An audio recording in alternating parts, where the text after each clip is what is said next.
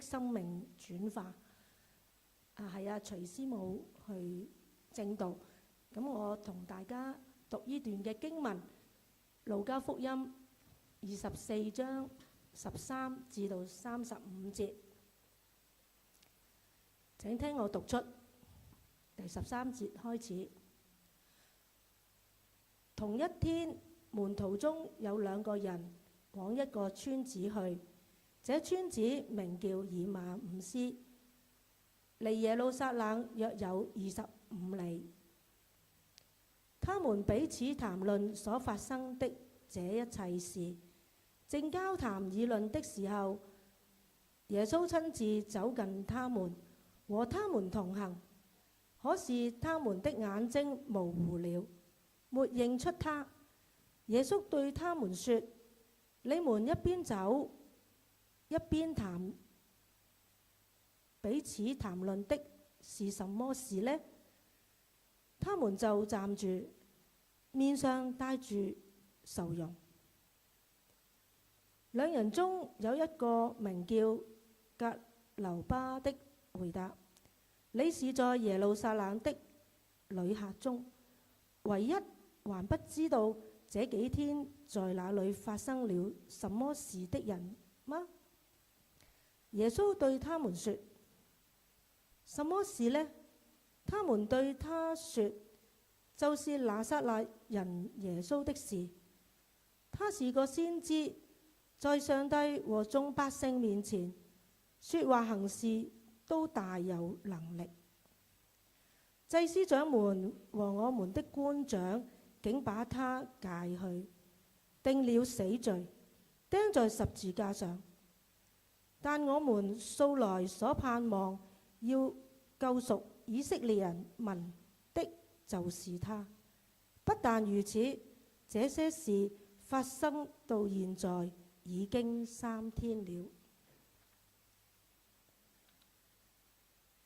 還有我們中間的幾個婦女使我們驚奇，他們清早去了墳墓，不見他的身體，就回來告訴我們，說他們看見了天使顯現，說他話了。又有我們的幾個人往墳墓那裏去，所發現的正如婦女們所說的，只是沒有看見他。耶穌對他們說：無知的人啊，先知所說的一切話，你們的心信得太遲了。基督不是必須受這些苦難，然後進入他的榮耀嗎？於是他從摩西和眾先知起，凡經上所指着自己的話，都給他們作了解釋。他們走近所要去的村子，耶穌好像還要往前走，他們卻強留他說：時候晚了，天快黑了，請你同我們住下吧。耶穌就進去，要同他們住下。坐下來和他們用餐的時候，耶穌拿起餅來，祝福了，擘開，遞給他們，他們的眼睛開了，這才認出他來。耶穌卻從他們眼前消失了。他們從此說，在路上他和我們說話，給我們講解聖經的時候，我們的心在我們裏面豈不是火熱的嗎？於是他們立刻起身，回耶路撒冷去，看見11個使徒和與他們正在一起的人聚集在一處，說：主果然復活了，已經顯現給西門看了。於是2個人把路上所遇到和耶穌擘餅的時候怎麼被他們認出來的事，都述說了一遍。將時間交俾阿士。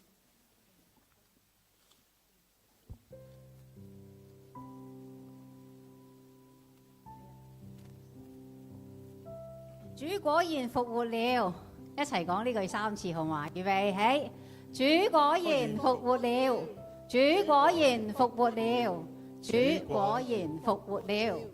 好開心可以同大家一齊去過復活節。今日會比較特別少少。我好多謝敬拜隊揀呢幾首歌，其實佢成個嘅敬拜流程都好講到我一陣間要分享到嘅內容。但係今日我特別好想同大家再多唱一首歌。呢一首歌咧，大概喺我2年或者3年之前喺堂委退休會嗰度第一次學嘅。咁我心裏邊好記得呢一首歌，我好想有機會喺復活節同大家唱。咁今日所以我就好想喺呢一度同大家一齊進入去講道之前呢，去高舉耶穌嘅名，我哋一齊起立啊嘛！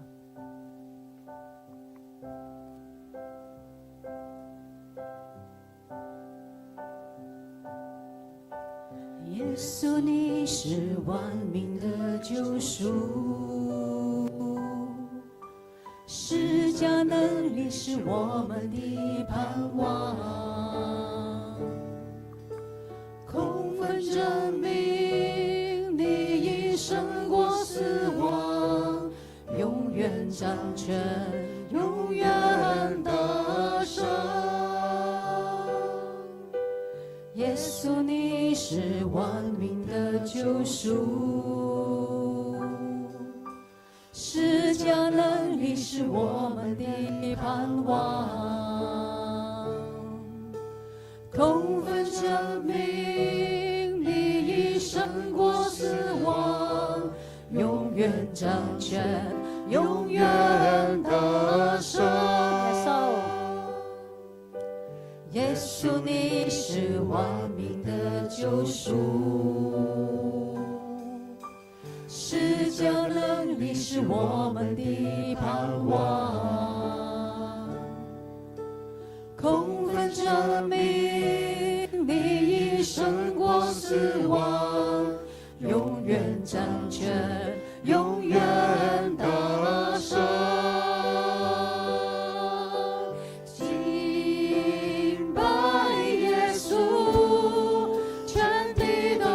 聲讚美耶穌，向世界宣告，唯有你是主，列國都將榮耀歸給你。敬拜耶穌，全地都揚聲讚。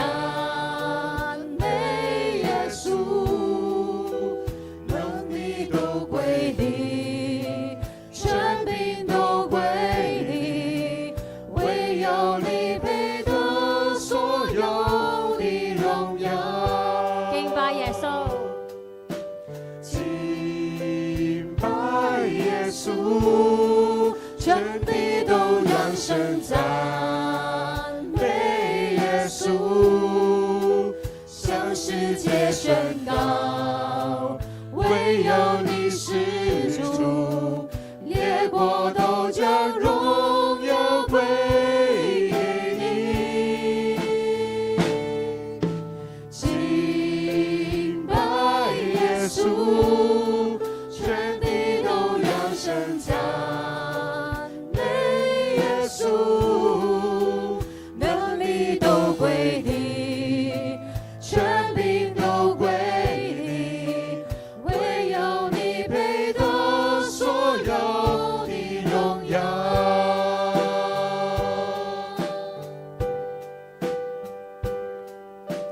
耶穌，耶穌，因你的名，病痛的醫治。耶穌，耶穌，因你的名，所有都斷開。耶穌，耶穌，耶穌，耶穌，萬膝跪拜，萬口都承認。耶穌，耶穌，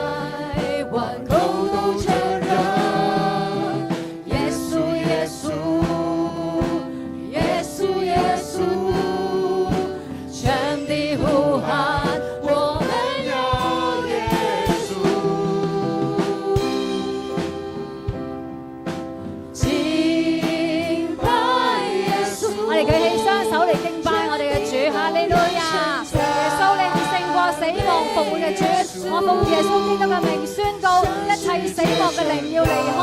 我奉耶穌基督嘅名宣告，一切疾病嘅靈都要離開。耶穌，耶穌，我哋呼喊，我哋需要你。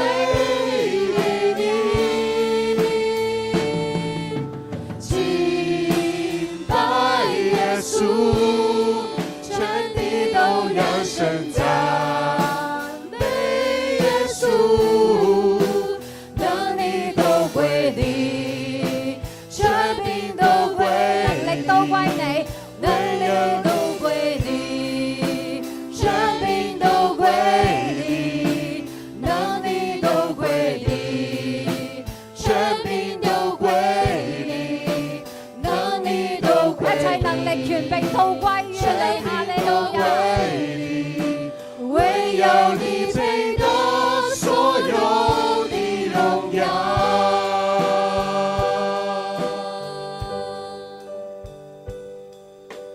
哈利路亞，哈利路亞，哈利路亞。耶穌，你果然已經復活啦！今日我哋要宣告復活嘅靈要與我哋每一位同在，讓我哋每一日都與復活嘅主同行，帶領我哋走人生嘅道路。耶穌，我哋多謝你，讚美你。曾被殺嘅羔羊，今日坐喺寶座上，你配得一切稱讚、榮耀、尊貴。哈利路亞，一切榮耀頌讚歸俾你，掌聲榮耀歸俾神。哈利路亞。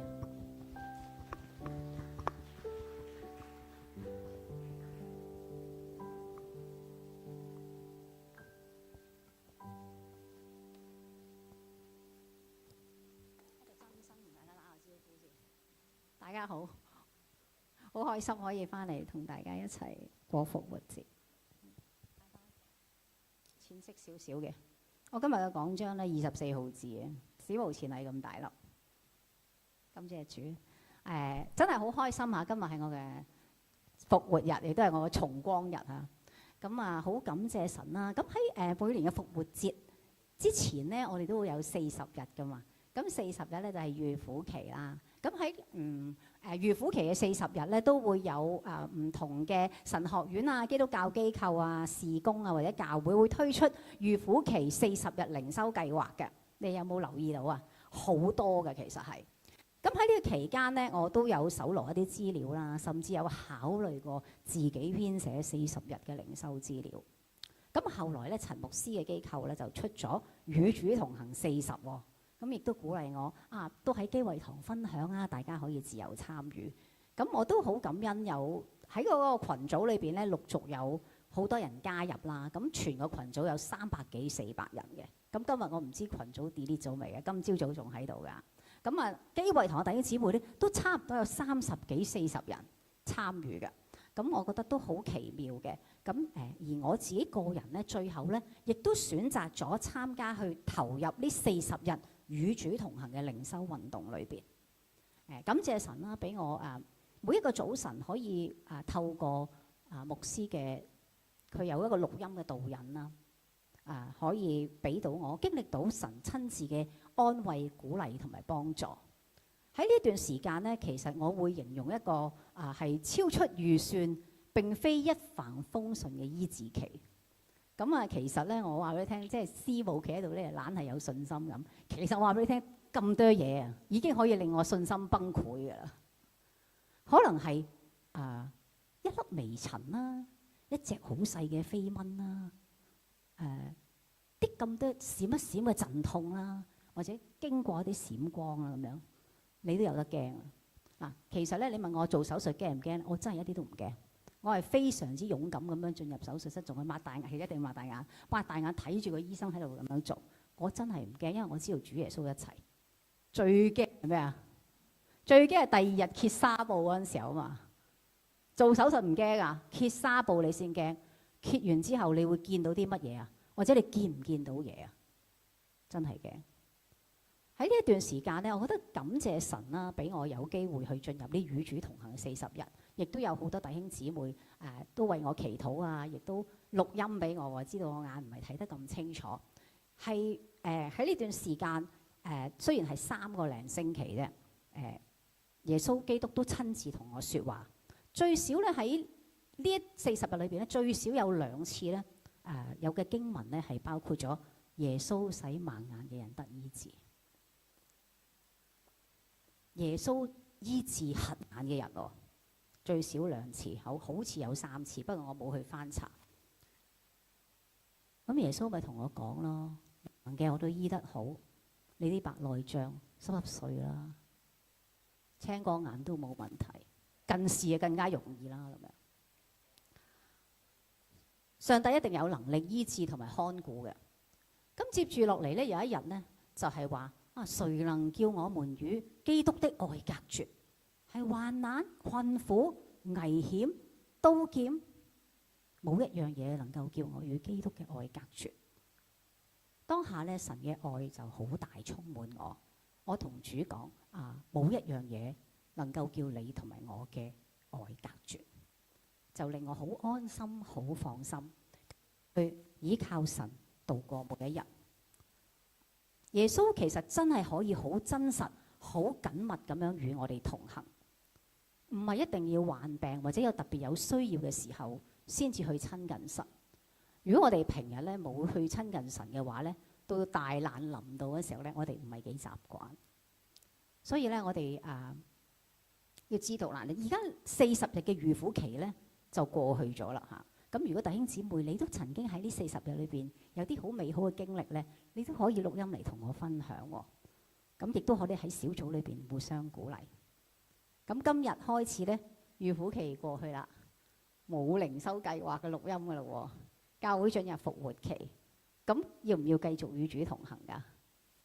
要㗎。我睇下你有冇點頭先，要唔要㗎？要㗎嚇。好，睇得清楚啦。咁當然需要啦嚇。咁我今日嘅題目係與復活嘅基督同行，小標題係以馬忤斯路上嘅生命轉化。其實佢都可以話係一個生命轉向嚟嘅。咁啊，藉住2位門徒佢哋與復活嘅基督相遇同行嘅經歷咧，讓我哋嘅生命咧都可以進入一個轉化嘅過程，去繼續每一日咧與呢一位復活嘅基督同行，結連於佢去作真門徒嚇。咁呢一個段經文咧係一個敘事嘅描寫嚟嘅。咁各個時間、地點同人物咧都係重要嘅。13節開始嘅時候咧就講明個時間咧係同一天嚇。咁同一天咧係邊一日咧？咁我哋會睇翻第一節，我哋就知道就係耶穌受死嘅3日嘅早上，亦都係咧復活嘅早晨。耶穌受死第3日嘅早晨，復活嘅早晨，亦都係每年我哋慶祝復活節嘅日子，即係今日喎。亦都係咧每個主日其實我哋都喺度慶祝復活嘅。呢個咪好似麻麻地，喂。喂，開呢一個，喂，哈利路亞，哈利路亞，試咪好。咁嗰日嘅朝頭早咧，發生咗咩事咧？就係有一班嘅婦女嚇，咁聖經有記佢哋嘅名㗎嚇。有幾個婦女去到墳墓準備膏耶穌嘅身體，只係咧見到耶穌嘅墳墓係空咗啊，冇啊，耶穌嘅身體已經唔再喺嗰度啦。咁天使咧就同佢哋講啦。耶穌已經復活㗎咯喎，點解你哋會喺死人嘅地方揾活人嘅咧？咁樣，咁婦女聽到呢個消息之後咧，就立即跑去揾12門徒同埋其他嘅人去講話，耶穌嘅身體唔見咗啦。天使同佢哋講，耶穌已經復活啦咁樣。根據翻喺以馬忤斯嘅路上呢2個人嘅對話咧，我哋知道咧佢哋係在場嘅。當婦女去同門徒同埋其他人去分享呢個消息嘅時候，佢哋係知道呢個消息。但係知道咗之後咧，佢哋做咗一個選擇，係離開耶路撒冷去以馬忤斯。離開耶路撒冷呢個地方去以馬忤斯呢個地方，而唔係淨係我啦嚇，啲解經家就亦都有一個定位嘅。佢哋其實係唔信復活，同埋佢哋逃走。就喺呢一個時間咧，有一個陌生人咧出現咗喺佢哋行去以馬忤斯嘅路上。咁後來佢哋知道呢個陌生人就係耶穌啦。咁而展開今日呢一段對話。咁呢兩個人係邊個呢？經文記載咗一個人叫做格留巴，另外一個人呢，就連個名都冇㗎，即係都唔知佢係邊個嚟㗎嚇。咁如果大家記得我哋舊年讀路加福音嘅時候呢，我哋知道路加醫生呢，佢知道當時已經有人寫緊唔同嘅福音書，但係佢呢都要寫喎。佢好嚴格咁樣，好嚴謹咁樣，經過詳細考察，並且咧仲要再將嗰啲事情咧按照次序咁樣，好認真咁樣排列，再將耶穌嘅生平記載一次。咁我哋知道佢好認真啊。咁喺佢考察嘅期間，咁佢梗係周圍訪問㗎啦。咦，問極都問唔到格留巴嗰個同伴叫咩名喎？咁佢就只能夠寫一個名，唔寫一個名。咁你大家都會覺得好奇怪。點解會一個有名一個冇名？咁不如索性兩個都唔寫名啦。咁又唔係喎。嗱，聖經嘅真正作者咧，其實唔係路加，聖經都係神所默示嘅。咁好大機會咧，喺一個搜羅資料嘅過程，聖靈冇俾路加知道另外一個人嘅名，又或者聖靈感動路加唔使寫嗰個名。其實佢呢度冇呢個名字咧，對我哋嚟講都係好有意思，對每一個人都好有意思。每一個信徒啊，由古代到現代，每一個信徒當去睇呢段經文嘅時候，我哋都可以將自己去代入呢個無名嘅角色裏邊。咁近期嘅40日靈修裏邊呢，都講咗我哋點樣去代入聖經人物裏邊嘅角色，去睇下如果係你會有咩反應？你會有咩回應？你會有咩感想？你會有咩感動？兩位門徒就係每一個跟隨耶穌嘅人嘅寫照。雖然佢唔係12門徒之一，甚至有一個係無名氏添，但係每一個真實跟隨耶穌嘅人呢，都可以喺呢個以馬忤斯嘅路上呢，與復活嘅基督相遇，同埋得到生命嘅轉化。兩位門徒聽到婦女話耶穌唔再喺墳墓復活咗，或佢復活咗嘅消息，聽到耶穌復活，頭先你哋聽到話，哇，主果然復活啦，咁你哋都會大聲講，興高采烈係咪啊？好開心，你都會去分享呢個復活消息。但係佢哋冇啊，佢哋嗰一日聽完呢個消息之後，同一日選擇離開耶路撒冷，一個佢哋同耶穌認識相處、跟隨佢嘅福音中心，亦都係佢哋領受使命嘅地方，而去到一個聽都未聽過嘅以馬忤斯。成本聖經咧就喺呢一度出現一次。咁有啲學者去研究原來有幾個以馬忤斯喎，都搞唔清楚係邊一個啦咁樣。咁而家咧，即係大家會知道咧，就會用呢一樣嘢嚟做比喻啦。喂，你去緊以馬忤斯定去緊耶路撒冷啊？咁樣係一個比喻嚟嘅啫。咁係代表緊啲咩咧？咁一陣間你一路聽，你會知道。佢哋聽到耶穌基督嘅身體唔見咗，佢哋信嘅喎。仲有啲人傳聞咧係講緊耶穌嘅身體俾人偷咗。咁但係佢哋係冇信到耶穌基督已經復活啦。佢哋唔相信耶穌基督已經復活。呢兩個門徒都跟過耶穌，應該都聽過耶穌講過關於佢自己嘅事嚇。咁佢哋識唔識耶穌咧？識嘅。佢講得出耶穌係一個先知，咁又唔係完全錯。耶穌既係先知，亦係祭司，亦係君王。佢哋唔單止知道耶穌係一個先知，仲係一個說話行事都好有能力嘅先知。好可惜，佢就係俾嗰啲祭司拉咗去定罪，釘喺十字架。呢兩個門徒期望耶穌係一個政治彌賽亞，可以將佢哋救離脫離外邦嘅政權啊。咁但係呢個希望咧就徹底幻滅啦。所以佢哋咧就面帶愁容，好失望咁樣離開耶路撒冷。之前咧喺同一章聖經裏邊咧都有兩段嘅記載，係話耶穌都已經係講咗佢自己係會受死嘅。基督不是必須受這些苦難，然後進入他的榮耀嗎？係耶穌作為一個陌生人，同呢兩個人去講嘅。基督唔係必須要受呢啲苦難，然後先進入佢嘅榮耀咩？再早少少喺同一章聖經裏邊呢，天使向婦女顯現嘅時候，都提醒翻呢班嘅婦女，要記得他還在加利利的時候，怎樣告訴你們的。相信呢個你們呢，唔單止係婦女嚇，亦都包括埋耶穌嘅其他門徒。人子必須被交在罪人手裏，釘在十字架，第3天復活。不過耶穌話：你哋無知，信得太遲鈍啦。無知同埋遲鈍係咩呢？就係冇悟性，好愚笨，領悟力弱，反應遲鈍。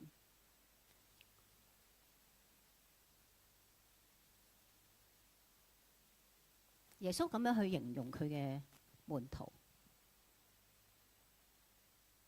其實耶穌唔係怪責佢哋或者去取笑佢哋，而係好準確咁樣指出咗門徒嘅問題。今日嘅信徒，我哋有冇落入喺呢種無知之中呢？主耶穌冇按着我心目中嘅形象出現，我就好失望、好憂愁。耶穌，你唔係醫治大能嘅醫生嚟嘅咩？點解你冇醫我嘅？或者點解你醫一啲又唔醫一啲嘅呢？耶穌，你唔係供應者咩？點解我咁耐都揾唔到工做嘅？耶穌，你係和平之子喎，點解我同屋企人成日都鬧交嘅？耶穌有時冇按照我哋嘅禱告去應允，或者事情唔係好似我哋想象中咁順利，我哋就好容易對主耶穌失去信心，甚至乎咧離開主呼召我哋嘅地方，去走返自己一條好安舒嘅路。耶穌佢本來係神，佢作為人子都必須經歷十字架先至進入佢嘅榮耀。耶穌本為神，都必須經歷十字架先至進入佢嘅榮耀。點解我哋可以認為我哋就唔需要受苦就進入榮耀呢？作為基督嘅跟從者，趙牧師都同我哋分享路加福音第9章同埋14章。舊年都有2位執事傳道都同我哋分享有關跟隨耶穌嘅經文。你哋必須天天背起自己嘅十字架嚟跟從我，天天背起自己嘅十字架嚟跟從耶穌。喺人生嘅旅程當中，我哋或多或少會經歷一啲苦楚，或者去經歷甚至喺十字架嘅苦楚。但係保羅講話，我哋今生所經歷嘅咧係至暫至輕嘅苦楚，係要成就極重無比永遠嘅榮耀。今日我哋相信復活基督嘅，係咪真心嘅相信，並且每日與復活嘅基督同行，而帶着盼望去過我哋每一日嘅日子呢？當我哋睇到呢一份永恆嘅盼望，唔係再用我哋肉體嘅眼睛，而係用我哋信心眼睛睇到我哋嘅將來嘅時候，今生所面對嘅事情就不足介意。仲有一點值得提嘅呢，就係兩個門徒呢，當下係走喺一個不信同埋遠離主嘅路途上。佢哋係面帶愁容，係主耶穌親自走近，主動去同佢哋傾偈。門徒係走喺不信同埋遠離主嘅路途上，係主親自走近，主動同佢哋傾偈。當我哋嘅人生都經歷緊喺憂愁、難處，甚至乎我哋都遠離主嘅時候，主都冇放棄我哋，主動走入我哋生命當中，同我哋對話。唔係我哋先尋找神，係神先尋找我哋。唔係我哋揀選神，係神先揀選我哋，即使我哋有不信，甚至遠離佢。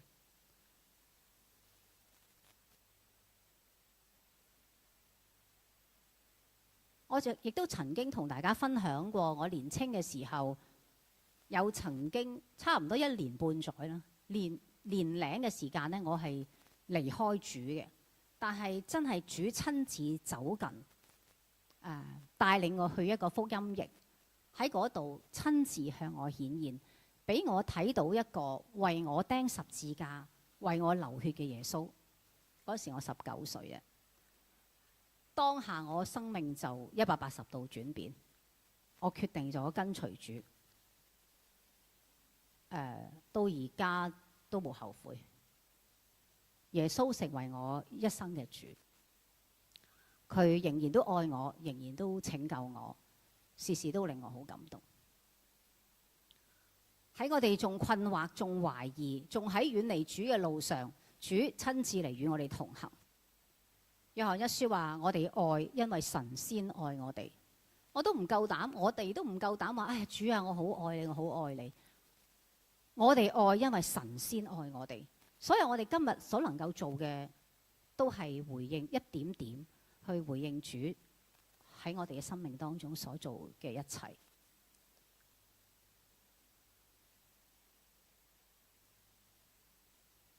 當我感到孤單迷惘，神冇離棄過我哋，正與我哋同行。但係門徒嗰陣時未曾認得出耶穌嘅。我哋嘅眼睛呢，我哋其實講啊嘛，我哋知道耶穌與我哋同行，但係我哋有時都唔係好認清得到嘅。可能我哋會被我哋自己嘅憂傷啊、失望啊，或者世界其他嘅事情吸引，令到我哋唔認得出耶穌同我哋一齊。咁耶穌點樣向2位門徒去揭示佢係同你一齊，同佢哋一齊嘅咧？咁樣。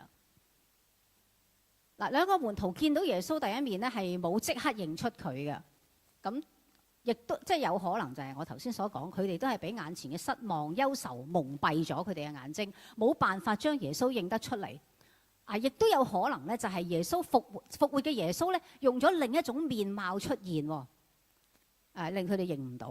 咁其實耶穌好容易嘅啫，佢喺佢哋面前顯一個神蹟咧，咁門徒好快就會認得佢，但係耶穌就冇咁樣做嚇。咁有啲人分析啦，有啲神學家分析啦，佢就話耶穌故意冇讓門徒即刻將佢認出嚟，係唔想門徒將注意力擺喺一啲神蹟上邊，而係將佢嘅注意力咧擺喺先知嘅話語，亦即係神嘅話語上邊。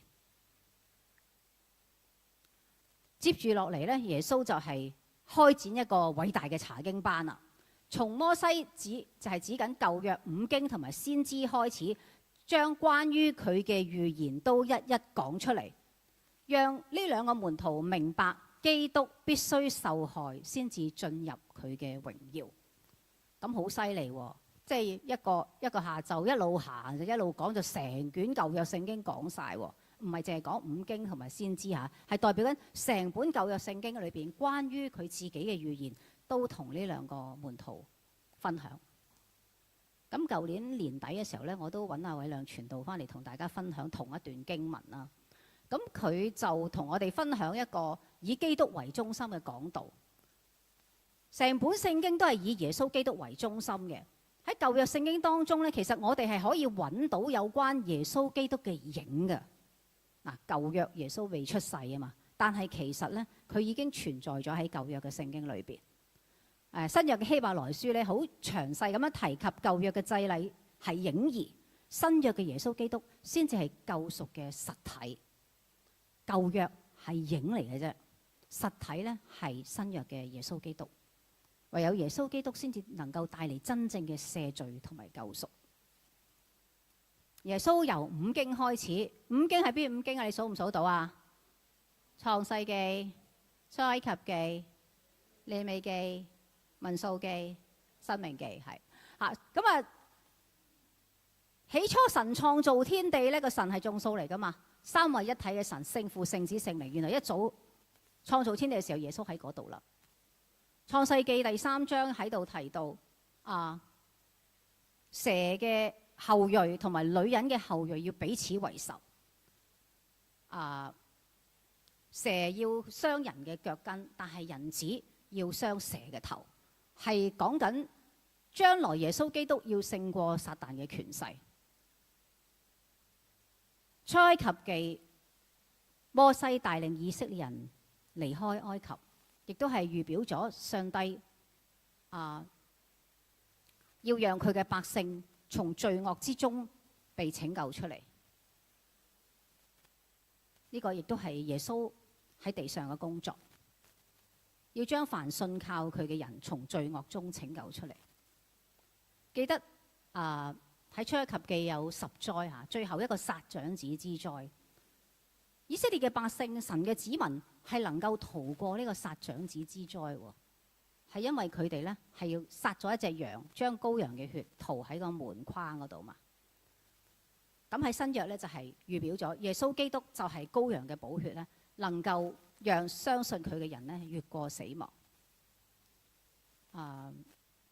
去到利未記建造會幕啦，咁我哋喺民數記都有講過會幕啦。咁之前呢，我都記得有外來嘅同工同我哋分享過會幕裏邊嘅每一個器具嚇，包括洗作盤、銅祭壇、金燈台、陳設餅、施恩座，全部都同耶穌基督有關。成個會幕就係耶穌與我哋同住，神嘅帳幕喺人間嚇。咁喺以色列百姓喺曠野嘅時候呢，一路有一個行走嘅會幕，亦都係代表緊神一直咁樣與佢嘅百姓同在。當我哋讀到舊約聖經講到摩西嘅事蹟、約瑟嘅事蹟嘅時候，我哋唔單止睇到一個偉大嘅領袖，我哋更加睇到呢啲嘅人物係預表耶穌基督去將佢嘅百姓從一啲嘅捆綁裏邊咧去拯救出嚟，亦都睇到耶穌基督一個完美嘅品格。成本聖經都係指向耶穌基督嘅救贖計劃。我哋能夠喺聖經中尋找嗰位好愛我哋基督，係好寶貴嘅。雖然呢個經文咧冇提及耶穌講邊一段舊約嘅經文啊，咁我哋梗係講唔到咁多啦。因為咧有啲人喺度做分析咧，佢話成本舊約聖經咧係超過1000個地方係預言耶穌基督嘅。咁我哋將來咧，我哋去睇舊約聖經咧，我哋開始去發現咯，去發現舊約聖經邊一啲同耶穌基督有關嘅預言嚇。咁有啲人就話1000幾咧就係有重複嘅，咁扣除嗰啲重複嘅咧都有590條喎，而且咧亦都有90%以上咧係已經應驗咗。咁曾經都有人去嘗試去搜集一啲證據否定耶穌復活嘅事啦。咁喺個過程裏邊咧，佢哋係搜集唔到，仲反而信咗主咁樣。咁有幾段我覺得比較有代表性嘅啦，我都抽出嚟同大家分享啦。以賽亞書裏邊我哋經常都好喜歡讀嘅就係因佢受嘅鞭傷，我哋得平安；因佢受嘅刑罰，我哋得平安；因佢受嘅鞭傷，我哋得醫治。耶和華將我哋眾人嘅罪孽都歸喺耶穌基督嘅身上。耶穌冇犯罪，冇行強暴，口冇詭詐，但係最終佢都係與惡人一齊死咗同埋埋葬。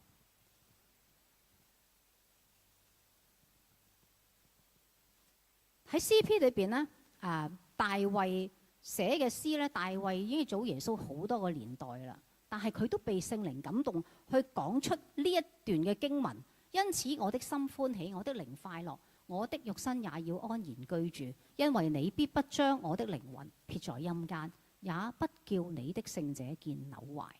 大衛去被聖靈感動，講出咗有關於耶穌基督嘅句子，而呢一段嘅經文喺《使徒行傳》亦都被門徒引述出嚟，去相信呢一句聖經就係講緊耶穌基督。喺約拿書呢，一個好特別嘅故事嚇。約拿喺魚肚裏邊呢，3日3夜俾嗰條魚吐翻出嚟，而耶穌自己咧都直接去引用約拿喺魚腹中3日3夜嘅事蹟，去表達佢自己嘅受死同埋復活。亦都喺今日我哋同一章嘅聖經裏邊呢，都已經應驗咗啦。好多時候我哋嘅困惑係源於對神嘅話語片面嘅理解，我哋冇好完整咁去認識神嘅話語同埋認識佢嘅計劃。我哋只係想要榮耀嘅基督，但係唔願意接受受苦嘅基督。好想得到復活嘅喜樂，但係唔願意經歷十字架嘅痛苦。耶穌喺呢度教導門徒，亦都教導我哋，成本聖經就指向佢受死同埋榮耀。成本聖經係指向佢嘅受苦同埋榮耀。當我哋唔明白神嘅作為嘅時候，我哋需要翻到去聖經，讓主親自開啟我哋嘅心，去明白佢，認識佢嘅作為。字句叫人死，正義叫人活。求聖靈都幫助我哋，開啟我哋，能夠進入聖經裏邊嘅正義，去明白主耶穌嘅受苦。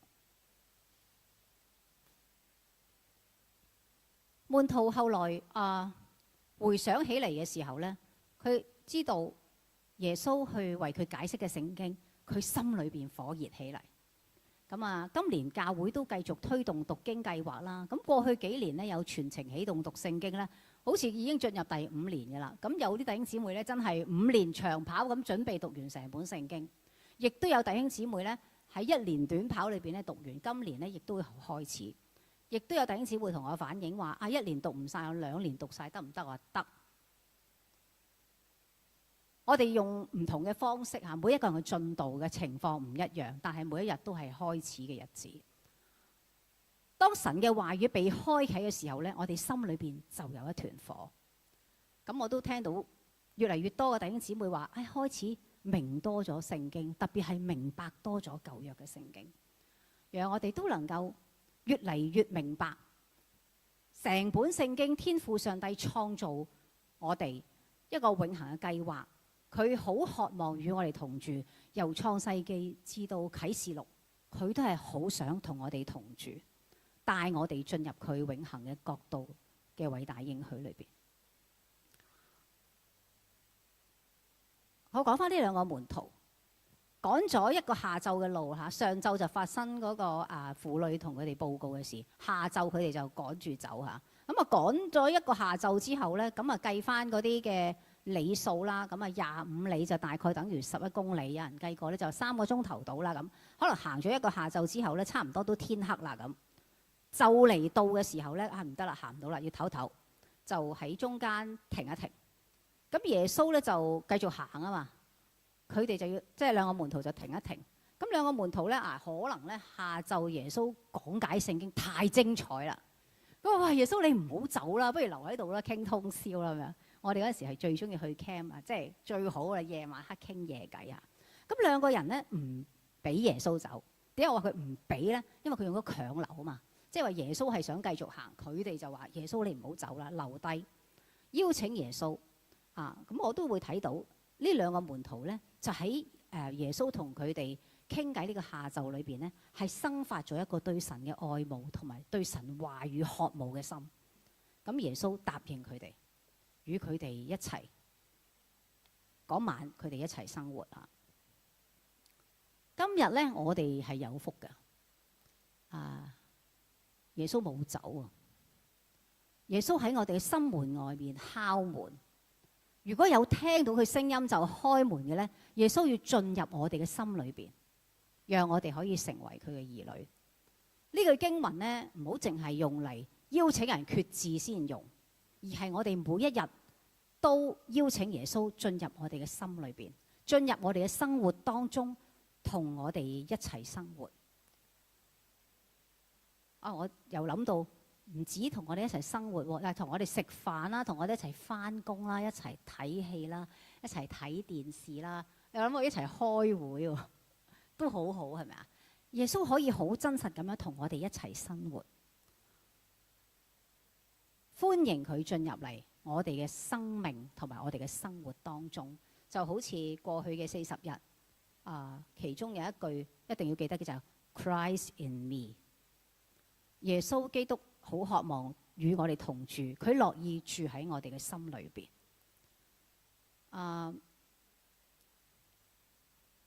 當我哋願意邀請主耶穌進入我哋嘅心、我哋嘅生命、我哋嘅家、我哋嘅職場、我哋嘅侍奉崗位嘅時候咧，我哋就能夠更深嘅經歷一啲嘅經歷佢，同埋更加認識佢。早2個禮拜我唔喺大家當中，但係我有參與直播崇拜嘅時候咧，我聽到 Mandy 執事講嗰句係好貫徹嘅，就係話認識真正嘅認識唔係頭腦嘅認知，而係咧真實嘅同上帝建立一個親密嘅關係。真實嘅認識咧唔係頭腦嘅認知。其實門徒聽唔少聖經，亦都聽耶穌講好多唔同嘅嘢，但係佢哋未真正經歷到，而係要邀請神與佢同住，去建立一份親密嘅關係，先至能夠咧真正親眼見到主耶穌，認得出佢。好特別嘅一樣嘢咧，就係當門徒認出耶穌嘅時候咧，耶穌就突然間唔見咗啦。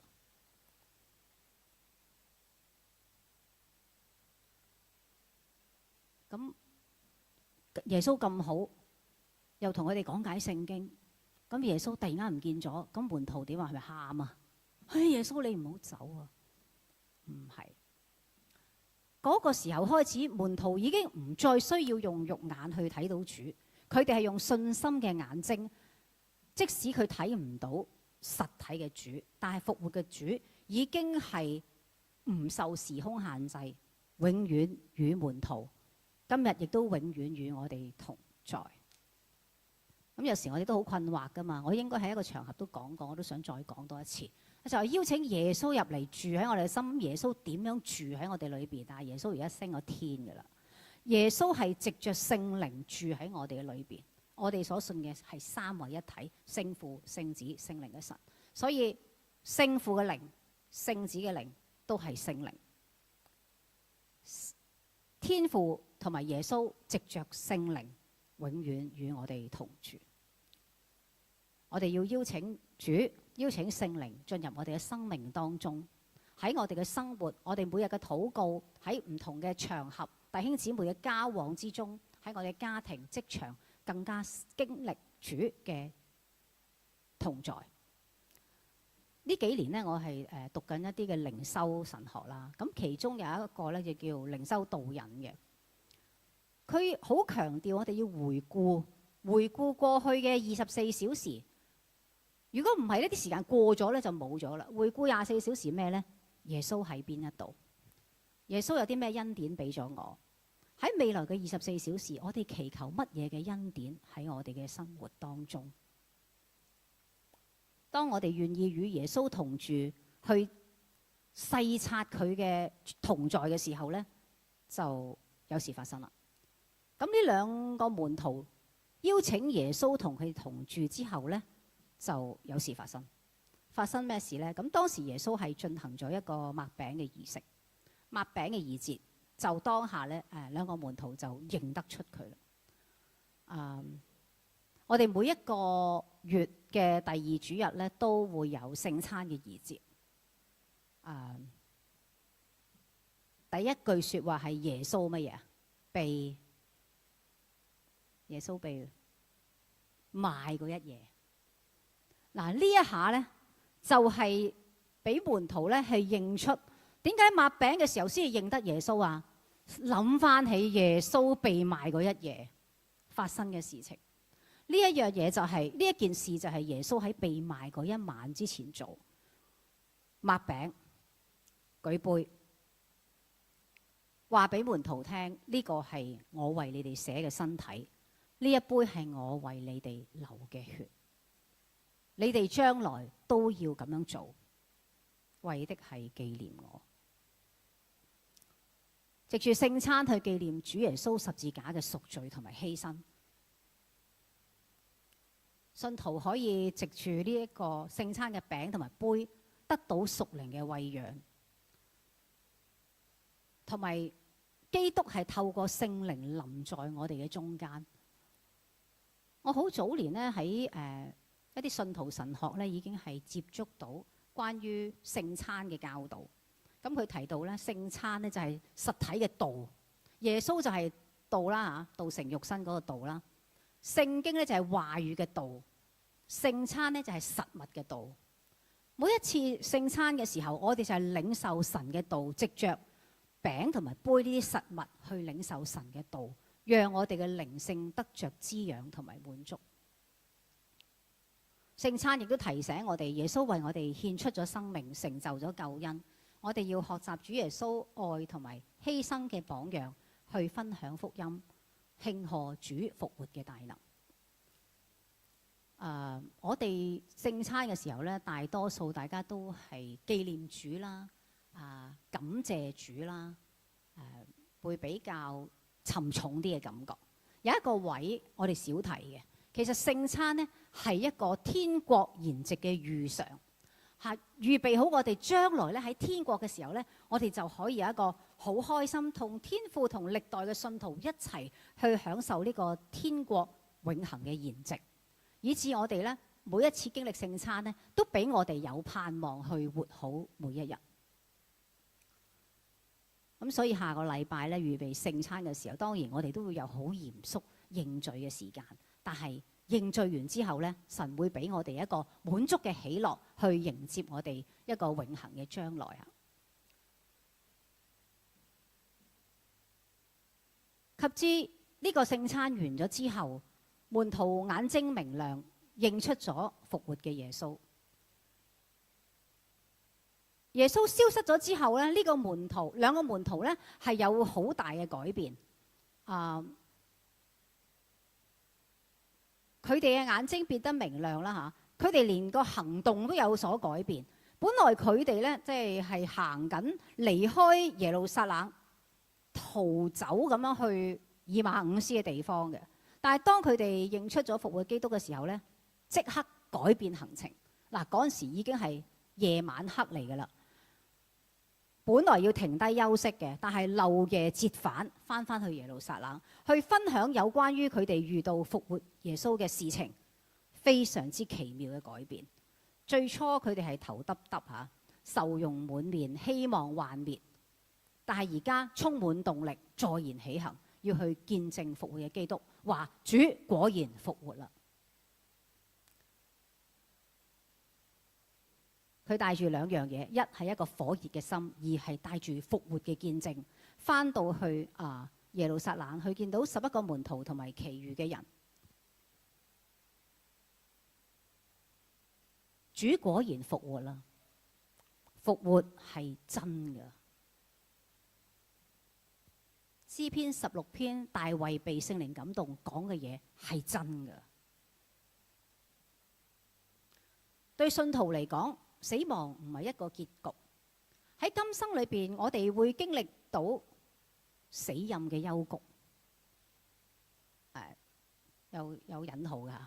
今生我哋經歷死蔭嘅幽谷，好似頭先我有提過一啲關係嘅破裂啊，或者可能事業失敗啊，或者健康危機啊，人生都唔係全部都盡如人意係嘛？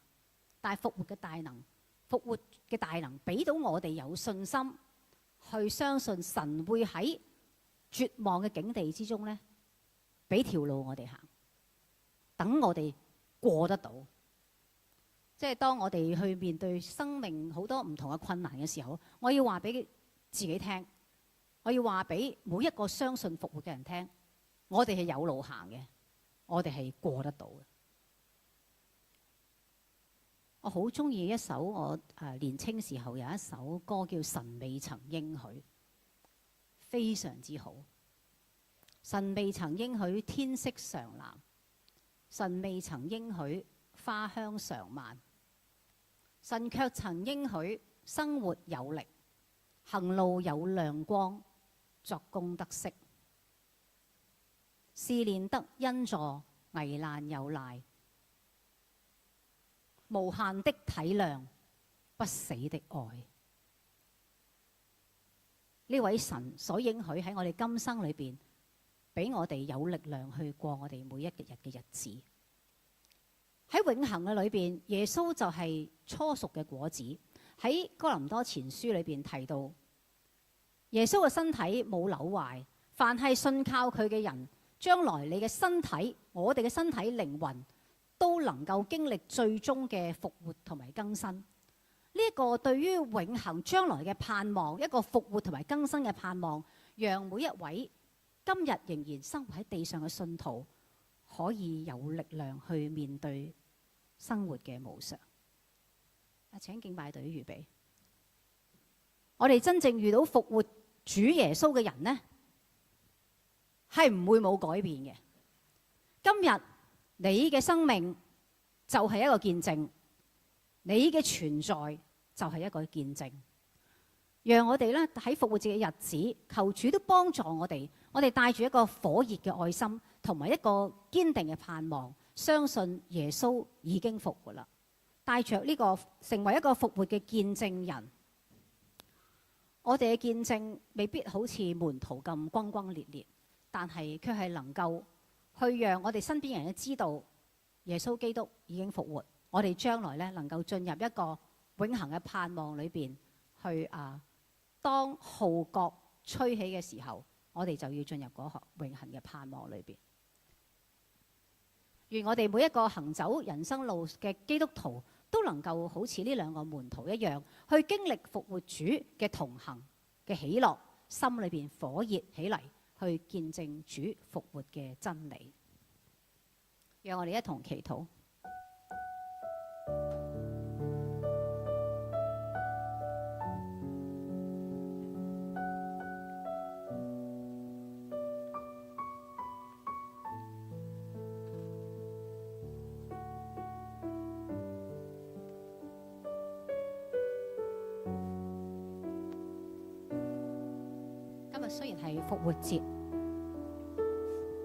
雖然係復活節，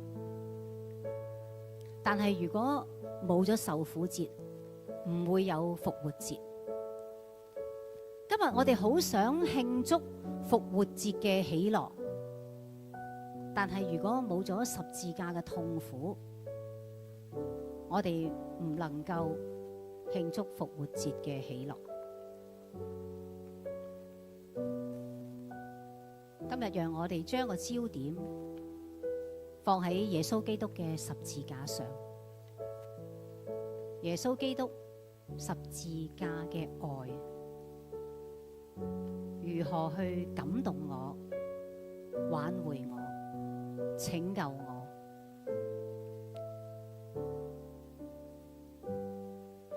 基督必須受這些苦難，然後進入佢嘅榮耀。耶穌基督示範咗佢嘅捨己，示範咗佢嘅謙卑，示範咗佢嘅信服。他本有神的形象，卻不堅持自己與神同等，反倒虛己，取了奴僕嘅形象。既有人嘅樣子，就謙卑自己，全心信服，且死在十字架上。今日我哋係咪都願意效法耶穌基督嘅信服，進入佢嘅死，以致我哋都能夠同佢嘅生有聯合呢？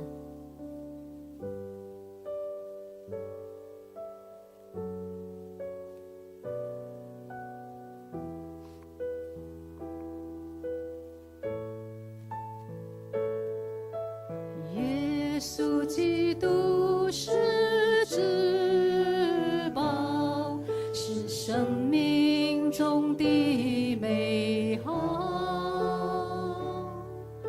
十字架是我的榮耀，一生都跟隨快跑。耶穌基督是至寶，是生命中的美好。十字架是我的榮耀，一生都跟隨快跑。讓我哋一同起立啊！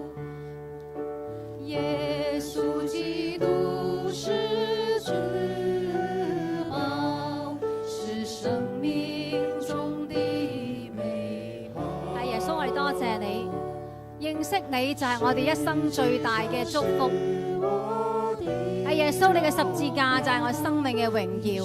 係耶穌，我要學習你，我要信服你。我要順服，因為我愛你，無論何處，到哪裡都忠心，世界萬物都丟棄當作糞土，唯要得着耶穌基督。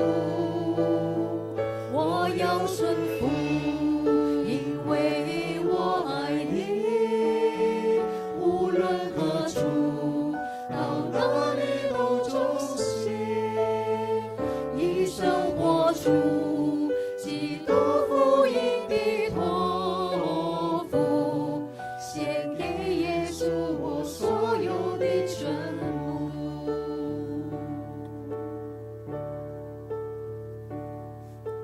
耶穌基督是至寶，是生命中的美好，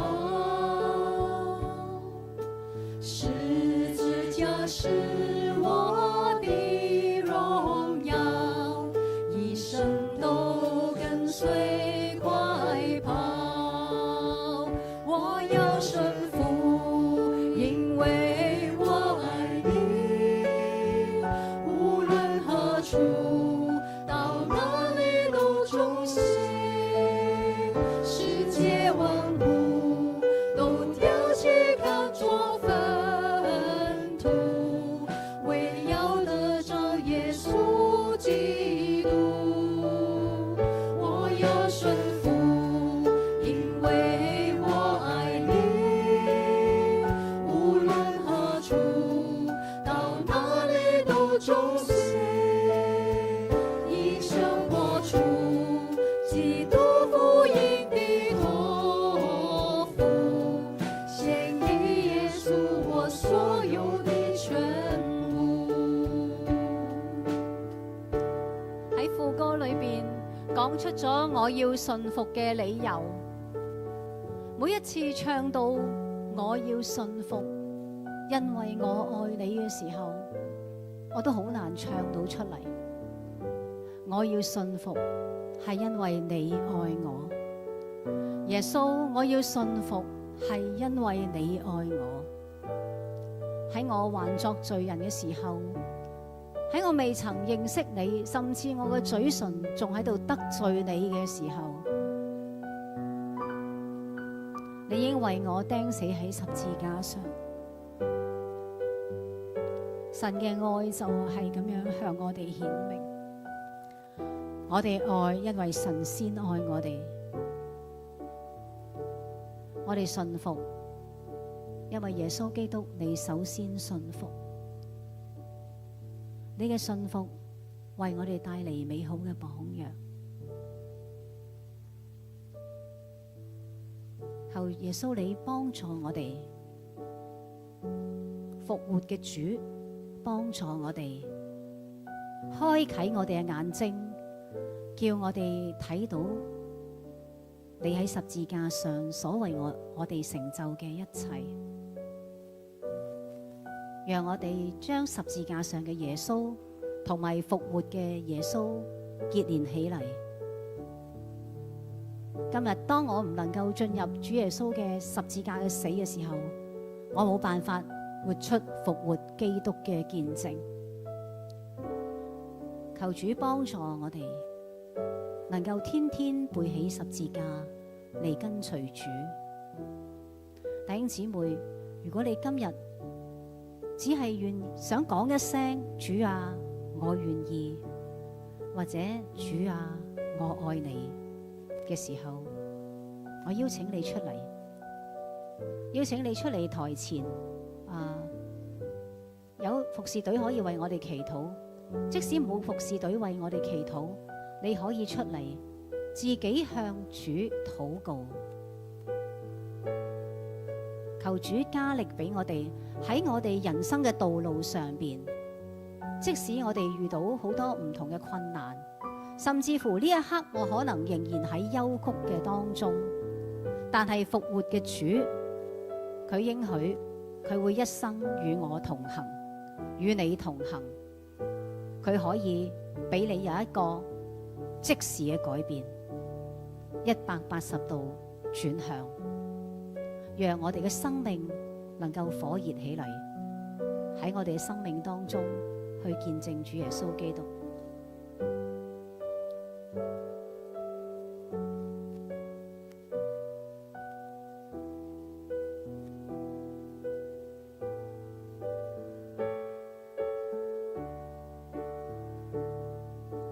耶穌基督是至寶，是生命中的美好。十字架是我的榮耀，一生都跟隨快跑。我要順服，因為我愛你。到哪裏都忠心，世界萬物都丟棄當作糞土，為要得着耶穌基督。我要順服，因為我愛你，無論何處，到哪裏都忠心。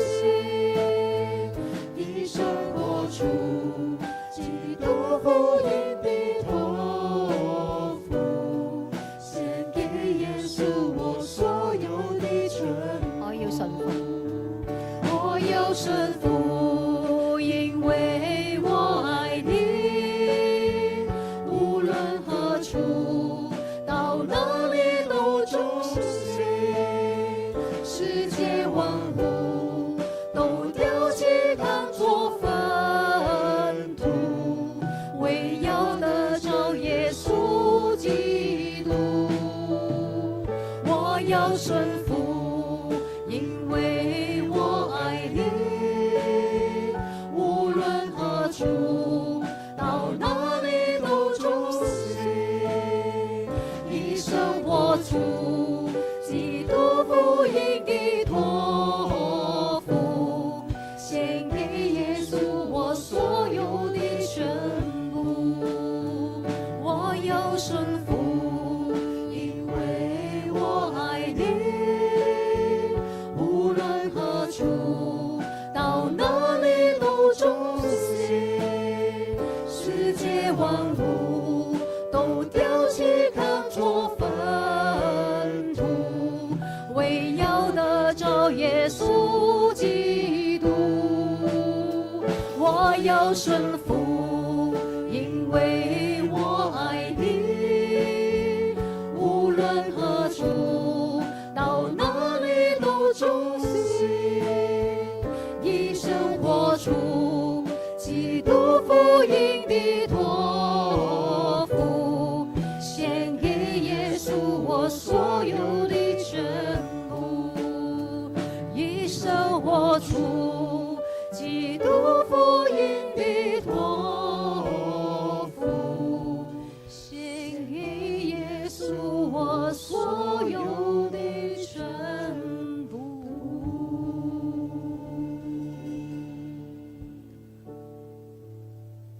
復活嘅主，我哋感謝你，感謝你曾經喺以馬忤斯嘅路上與門徒同行，感謝耶穌你今日亦都願意與我哋每一個人同行。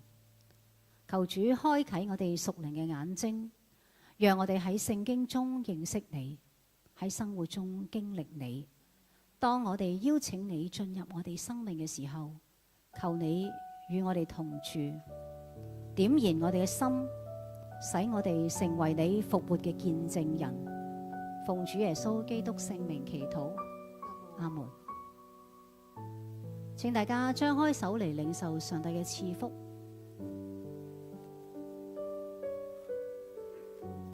願耶和華賜福俾你，保護你；願耶和華使佢嘅臉光照你，賜恩俾你。願耶和華向你仰念，賜你平安。阿門。好清楚，好，弟兄姊妹咧可以帶着一個榮耀嘅盼望啊，復活嘅基督去到我哋嘅職場，去到家庭當中，繼續去為主做見證。阿門。